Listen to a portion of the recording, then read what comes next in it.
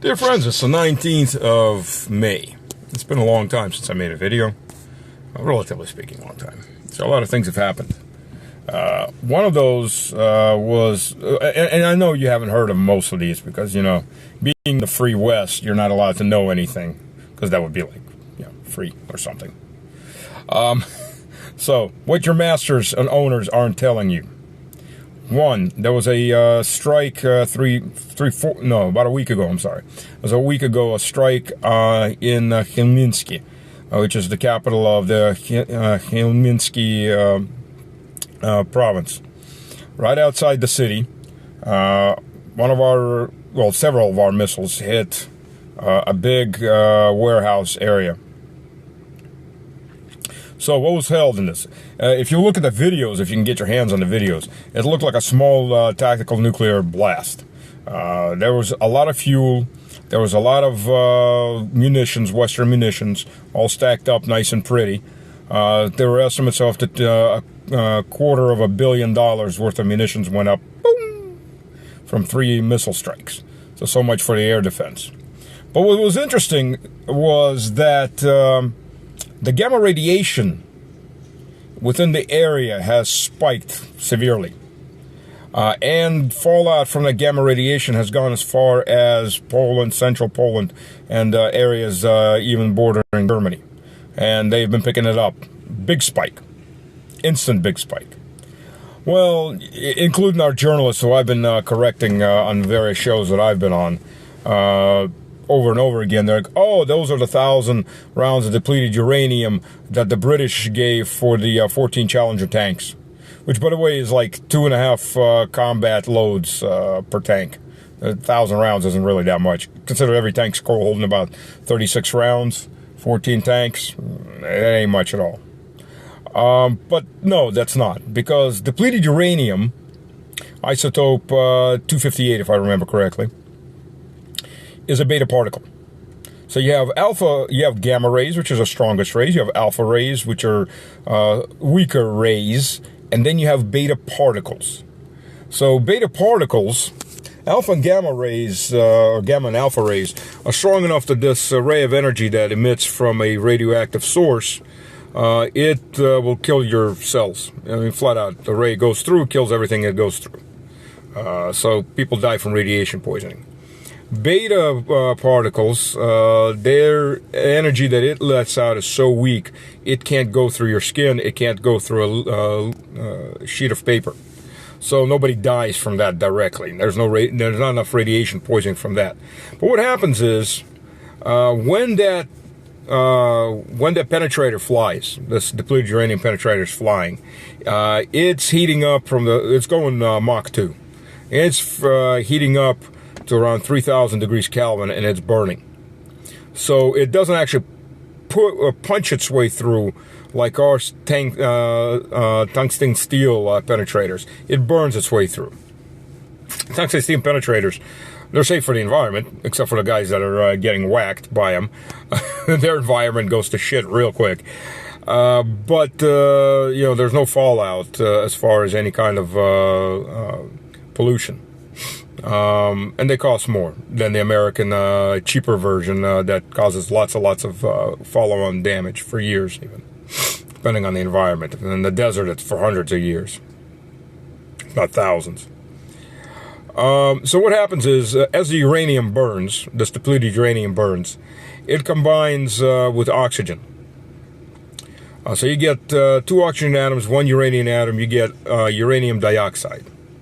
Fine, very, very fine yellow dust, beta particle dust that gets in your lungs, gets in your stomach, goes through open wounds in your skin, and then circulates in your body 3, 4, 5, sometimes 10 years, depending on the dosage, for your body actually can expel it all.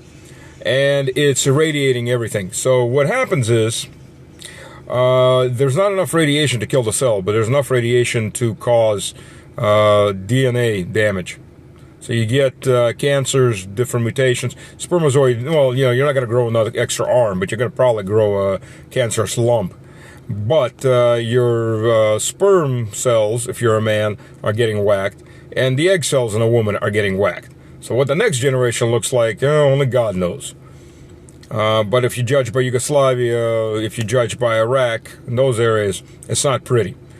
Everywhere America uses them. And the majority of that America and England use depleted uranium on is not even in tank rounds. It's the 20 to 25 millimeter autocannons that are on Bradleys, that are on your A-10s, that are on your Apaches, and so on. And believe me, they know what the governments know what this does. They don't give a damn about how many people die afterwards. The more the merrier. That's what Satanists are like. Your owners. So anyways, thing is though, beta particle doesn't get picked up. Your sensors, your various radiation sensors, your satellite radiation sensors, they're not sensitive enough to pick something up that weak. So if these rounds blow up and they fly all over the place, chunks of depleted uranium, and it's very, very weak radiation, it's not going to get picked up. I mean, you can manhandle these things all you want, as long as you don't have any open wounds on your hands. Go wash your hands and that's it. Don't put anything in your mouth, just in case you get some kind of residue from the round on your fingers, so nothing gets in your mouth.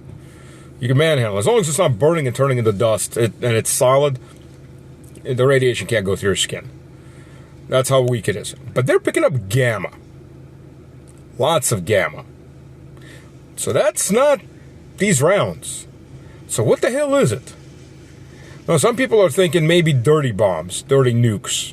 Well, the dirty atom bomb is really, it's not an atom bomb. It doesn't have a chain reaction, nuclear chain reaction.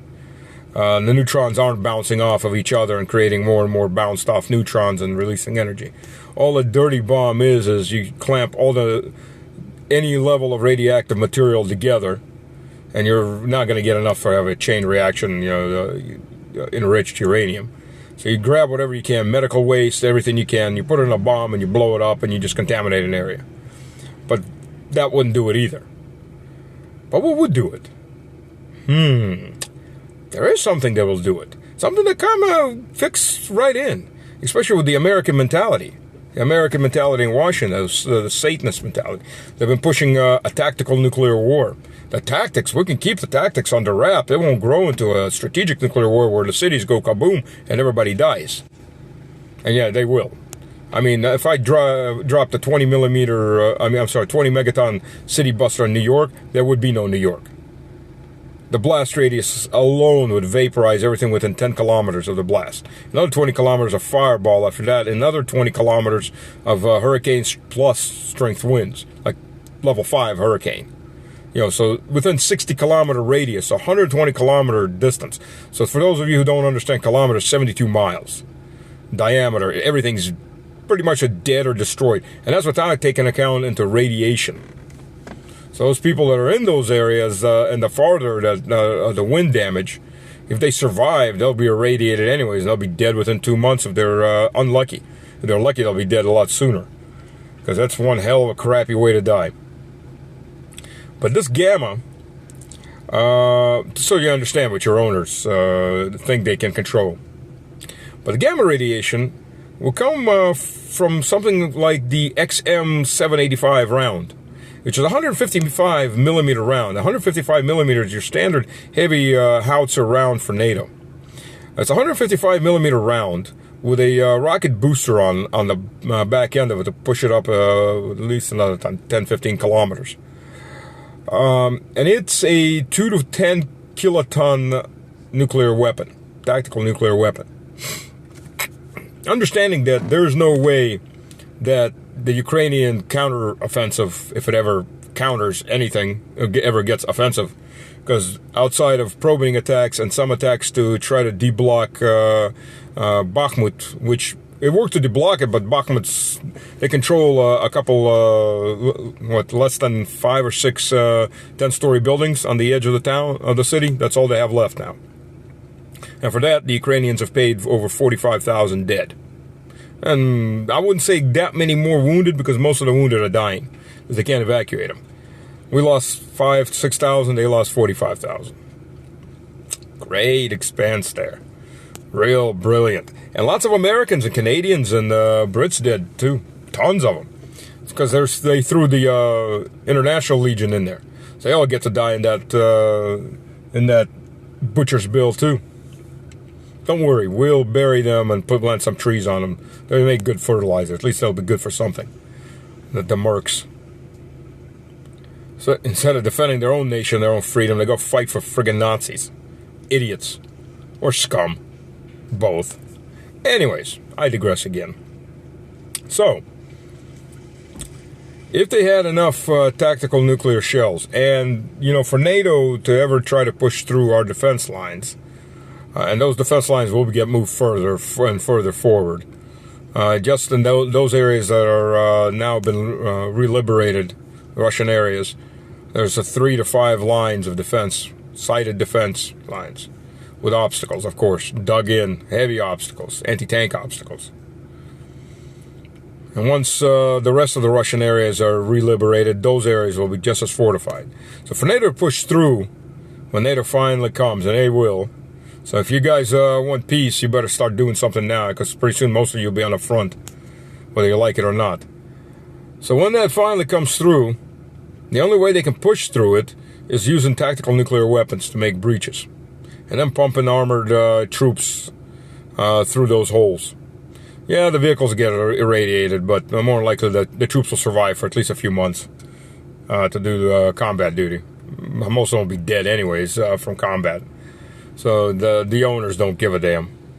But that's the tactics, that's the theory anyways. So now that this warehouse has been destroyed and all this radiation is out, the gamma radiation, so basically the shells exploded. They didn't have a chain reaction explosion, so you didn't have a nuclear explosion. The shells exploded or were destroyed by the explosion, and chunks of gamma radiation flew in every direction. Well, gamma radiation, it's not chunks of gamma radiation. Let me correct myself. Chunks of enriched weapons-grade uranium flew everywhere that are now giving off gamma radiation. And this thing is gamma radiation will infect everything around it. Well, as the rays come off of the uranium, they get absorbed by all the materials around them, including humans. And then those start to release those rays also in a much weaker form, but they're releasing those rays. So they become a reserve for the radiation that they're now pushing throughout their bodies. So it's not a matter of just finding that chunk of uranium and picking it up and isolating it. Everything around it has to be destroyed. But how can you destroy it? If you burn it or you melt it, it's still radioactive. It's just now liquid radioactive metal.